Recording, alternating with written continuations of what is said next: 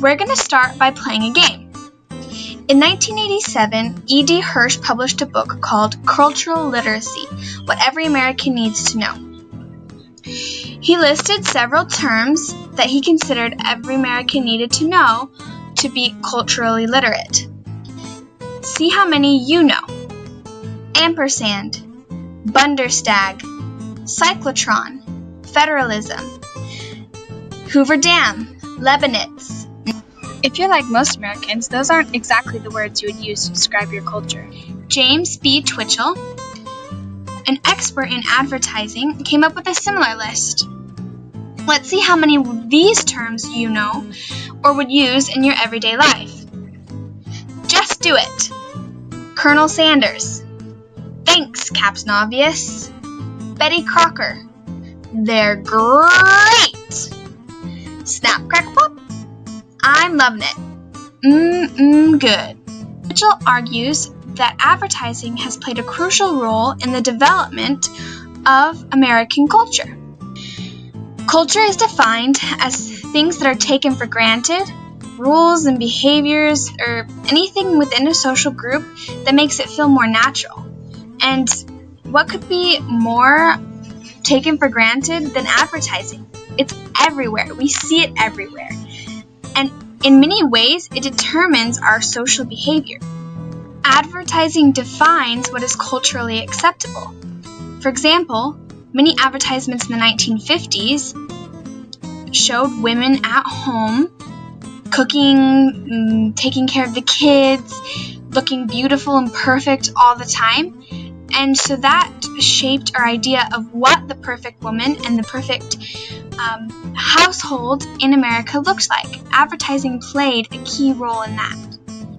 The United States is a capitalist economy. It's an economic system based on private means of ownership. It relies on consumption. Without consumption, businesses cannot run and the market cannot succeed.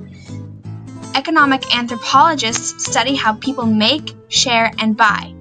Advertising plays a major role in American capitalism and defines how we make, share, and buy. Anthropologists define consumption as a way to use and assign meaning to goods, products, and services. This is exactly what advertisements are trying to do. They attach a meaning to a good or service so you think about it differently. Advertising is one field in which implied anthropology is used. Advertising companies use anthropological research to fit the needs of their company and sell goods. Advertisements make cultural meaning, build social relationships, and create identities.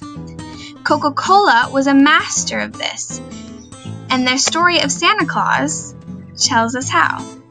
When we think of Santa Claus, we picture a plump old man wearing a red coat with red fur trim, black boots, but this wasn't always the case. Let's take a closer look.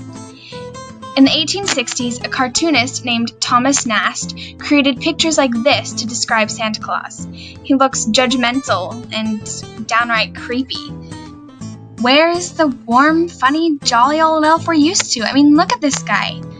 Well, in the 1920s, Coca-Cola was having a hard time with winter sales. No one really wanted to buy Coke in the winter, so they launched a new advertising campaign.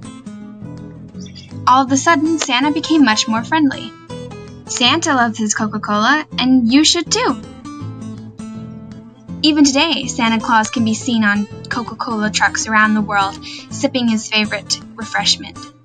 After all, what could be more American than Coke, right? Ours is a culture of mass consumption. Cultural perspectives and social processes shape and are shaped by how our goods are bought, sold, and used.